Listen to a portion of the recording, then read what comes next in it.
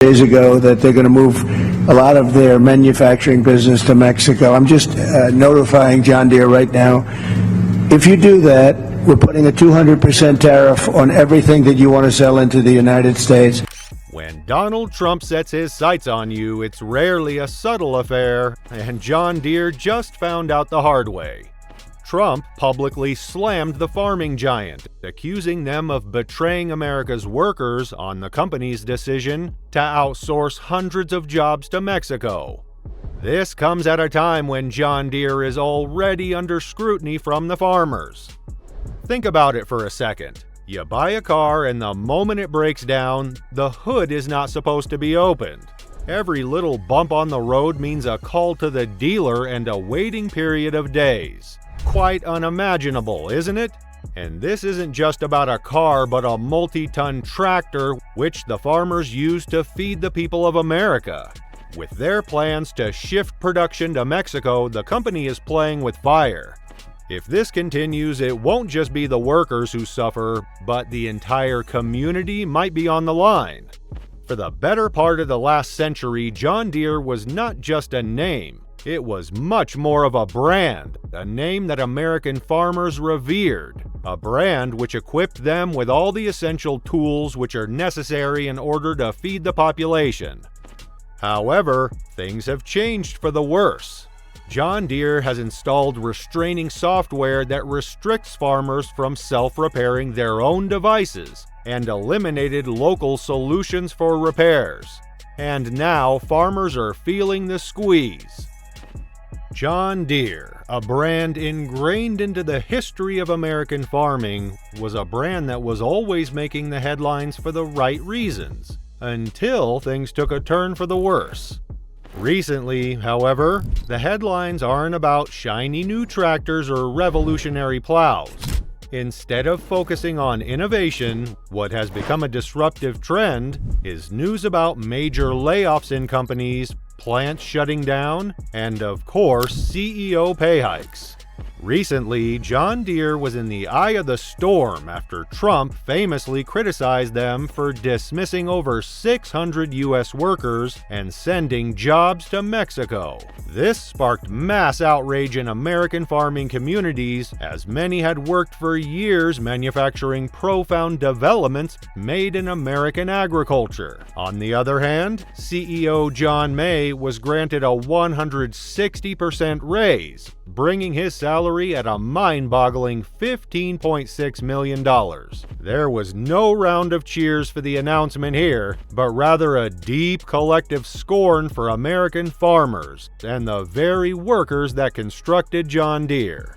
For those who work in the field of agriculture, this is not merely a question of higher pay or job losses. John Deere once championed the idea of nothing runs like a deer, signifying reliability, loyalty, and an unspoken promise to stand by American workers and farmers. Now, to many, it seems that the company has put profits over the people who built it. The heart of the issue isn't just in outsourcing or pay raises. It's in how John Deere's equipment is designed today, specifically the restrictions on who can fix it. Farmers now face a strange reality. They can't even repair their own tractors. High-tech software loaded within the modern-day John Deere tractors include navigation systems and engine performance. The advantage is unquestionable, but such a valuable offer comes with strings attached. Basically, John Deere prohibits farmers from doing any repairs because it's illegal to do any of the above without the assistance of the company. Farmers have to wait for an authorized John Deere dealer to unlock the machine to perform repairs, even for simple issues that could otherwise be handled quickly. One farmer said it was like having a car but not being able to pop the hood on it without asking someone first.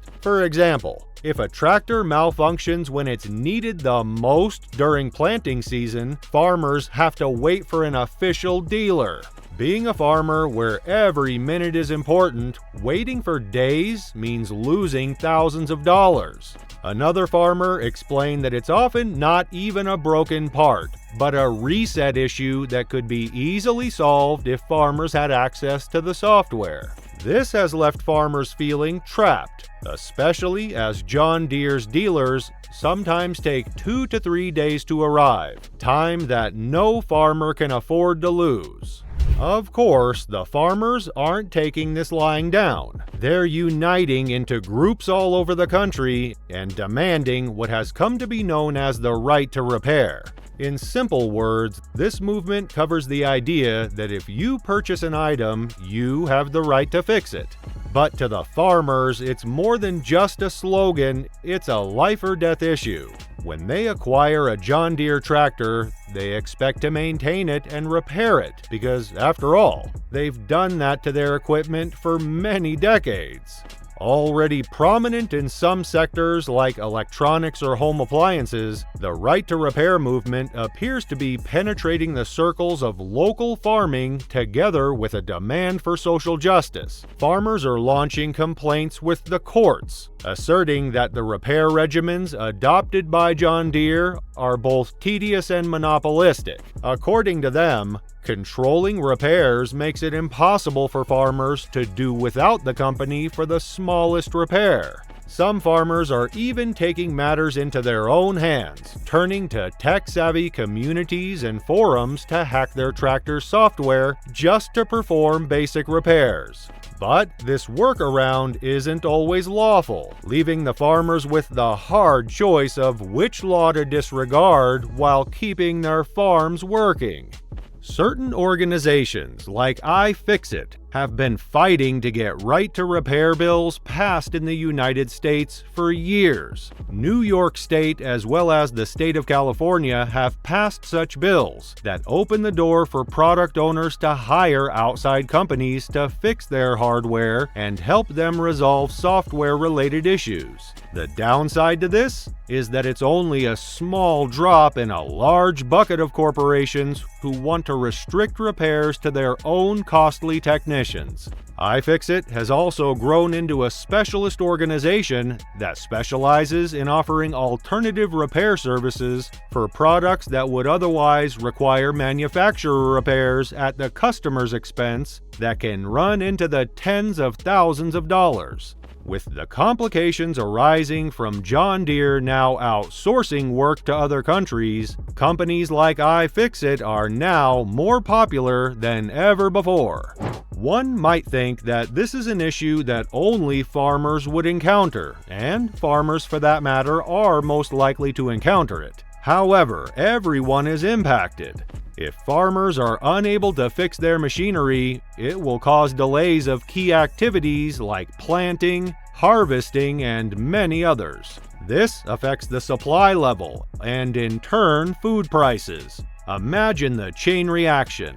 If the harvest of either corn or wheat is postponed, people will see the effect at the supermarket level. Farming for Americans is not merely a source of income. It's regarded as the building block of America. Annually, billions of dollars worth of crops such as corn, soybeans, wheat, and others are grown and sold by farmers. If farmers are unable to make their machines function well, the whole ecosystem will start to collapse. There are real consequences in sight which we as consumers may have to deal with.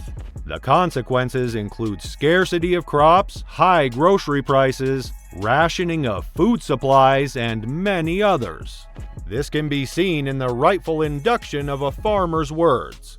If we cannot bring the equipment into functioning in good time, we're bound to lose. And since agriculture is the business of time, these time losses are costly. For them, it's no longer just about equipment that guarantees a future. Rather, it's about equipment, consumer costs, and how all this will only go up when these issues arise. Now, food prices are already up, causing inflation and supply chain collapse. The last issue the consumer should have is the one that stemmed from an equipment malfunction. During an agricultural event in western Pennsylvania, Trump issued a direct threat. If John Deere goes through with its plan to move production south of the border, he'll slap a 200% tariff on all its imports into the U.S. That's a massive penalty, and would make it nearly impossible for the company to sell its Mexico-made products at competitive prices in its biggest market, home. Trump's stance here isn't new. He's been vocal about keeping American manufacturing within the country, using tariffs as a weapon to discourage companies from relocating abroad. Usually, though, his threats are aimed at automakers. This time, he's extending his tough talk to the agricultural sector, which shows how serious he is about broadening his America First agenda. The impact of Trump's remarks was immediate. Shortly after his comments, John Deere's stock dropped more than 1.5% in after-hours trading. For a company like Deere, which relies heavily on its reputation and financial stability, this kind of market reaction is a big deal. It signals investor concern over potential disruptions in operations and rising costs if the tariffs are imposed. From Deere's perspective, moving production to Mexico makes financial sense. Labor and production costs are lower there, which could help the company stay competitive globally. But the optics, not great. For American workers already grappling with job insecurity, this feels like another blow. And in the political landscape, it provides fuel for Trump's argument that companies are prioritizing profits over American jobs. If you're liking the video so far, make sure to subscribe to the channel. In many ways, John Deere's story reflects a larger trend happening in agriculture: the push toward high-tech, data-driven farming. Today's tractors have gone beyond just being simple engines, thanks to the addition of GPS and satellite guidance, but the engine is capable of doing most of the heavy lifting. While this tech has made farming more precise and efficient, it comes at a cost. Namely, farmers' control over their own equipment. Imagine running a farm and relying on machines that are more computers than tractors. These sorts of devices are so reliant on software that farmers lose perspective on what it means to do hands-on farming. In a sense, they're getting less self-sufficient and instead relying on systems over which they do not have full control and cannot fix on their own. One farmer went so far as to say, "We are getting better, but with improvement comes a growing weakness, a vulnerability. We have to depend on systems that we do not have the capacity to control or fix ourselves." It's a paradox. On the one hand, farmers are eager to take advantage of modern technologies. On the other, they're reluctant to give up their liberty and autonomy. There's also a question of what happens when farmers are forced to choose between keeping up with technology and staying loyal to a brand like John Deere. Some of the farmers are going to the extent of thinking about switching to some older models that are less computerized and hence less complicated, or changing brands to those with liberal maintenance policies.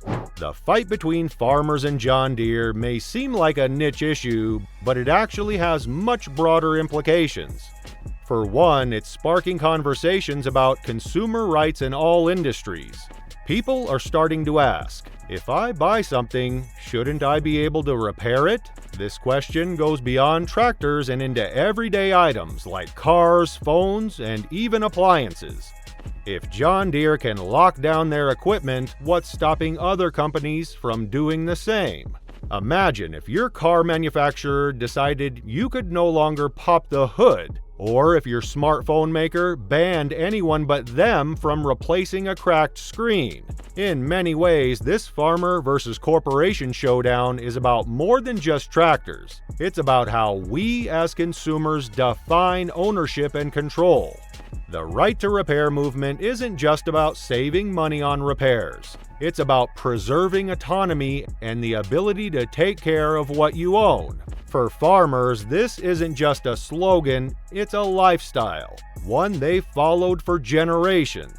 With farmers suing John Deere and the right to repair movement gaining traction, John Deere is facing a tough choice. Does it continue down a path of restricting repairs and maximizing profits, or does it go back to its roots and support the very farmers who helped make it successful? John Deere's business model isn't just about selling tractors, it's about selling a brand of loyalty, tradition, and American resilience. As one farmer put it, "Without us, there is no John Deere."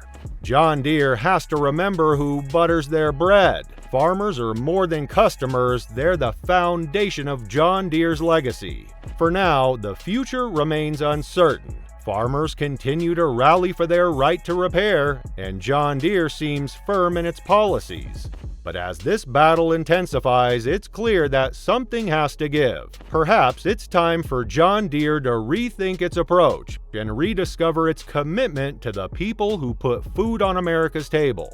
So, what do you think about this? Will John Deere revisit its policies now that Trump has won the election, or will it bear the brunt of Trump? Let us know in the comment section below, and make sure to like the video. Thanks for watching.